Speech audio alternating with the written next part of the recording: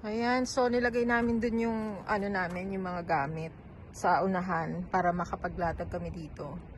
So bali dito kami matutulog ngayong gabi dito sa gitna ng bundok. Yan. So okay lang kasi nakalak naman ang ano namin ang mga bintana ng sasakyan. Tapos sabi ko sa kanya wag na kami pupunta dun sa ano, dito na lang kami sa bungad.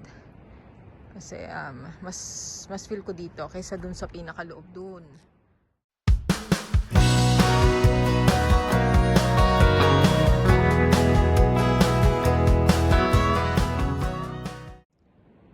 Good morning guys. So ayan, gising na tayo no.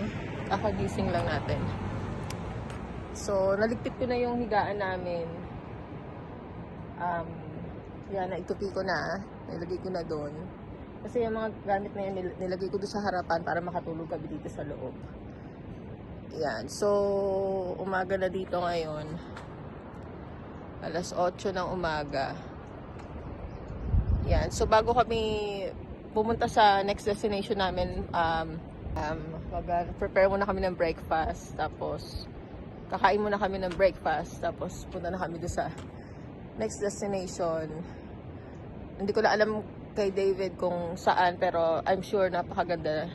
Magandang lugar ulit. Sorry.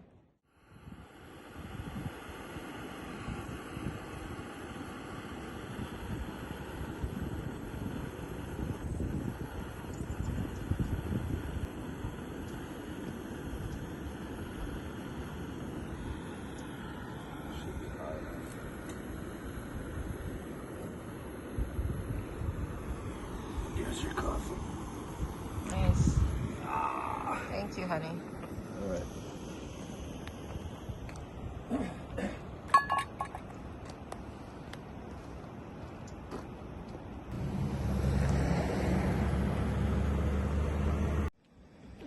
Whoa, raw. That's good.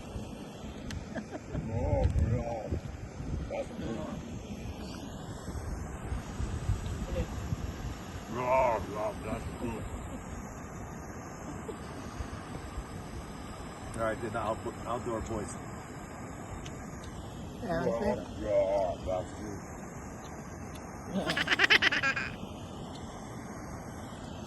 yan.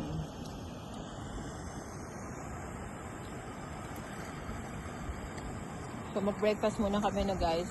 Kain tayo. Pancake and sausage. And then western breakfast. This sausage is very good. Very nice.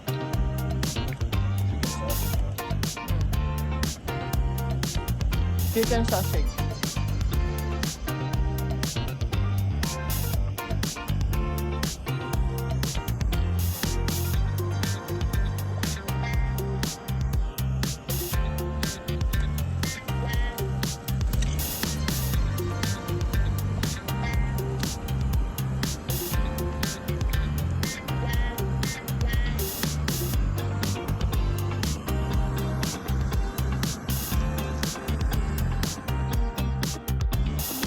Ano is your pancake?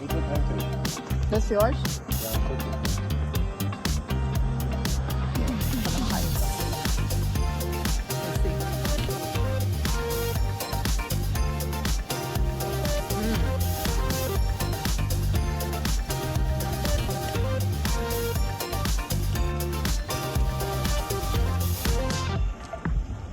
That's close.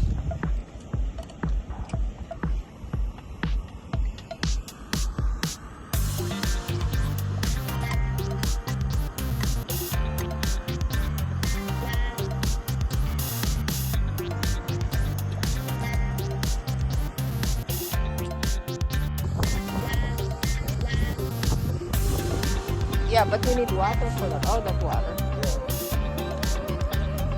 It burns my throat. I'm sorry.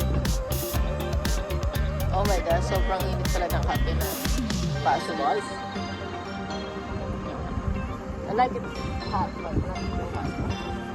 That burns my throat.